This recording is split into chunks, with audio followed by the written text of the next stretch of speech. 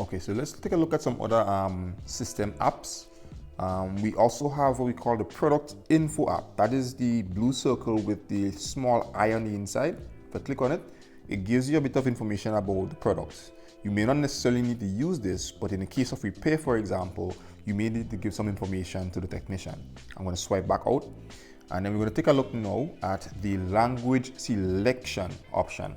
So you would see that kind of greenish blue, kind of turquoise app.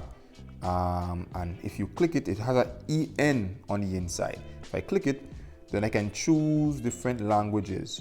Now, in most cases, I believe that you're going to use English.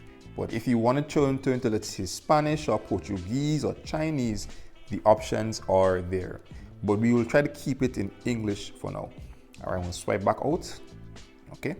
We're going to take a look now at the app scan download, which means that if I click on this orange app right below the app with the watch in it, if I click on it, I can scan this. I can take my phone and I can scan this screen so I can download the corresponding application on my phone that is going to help me to use the watch for the maximum output. It's called JU Pro. All right, so if you scan this screen, then you're going to get a link on your phone that's going to direct you to downloading the app that has to be used along with the watch for its purpose at full efficiency. Okay, so I'm going to swipe out of this now. Out.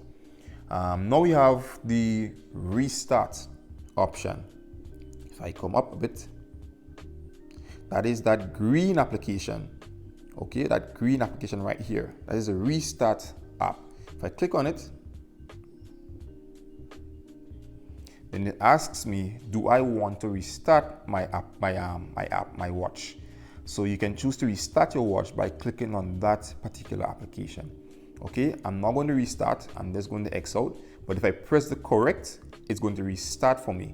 And if I press the X, I can avoid restarting.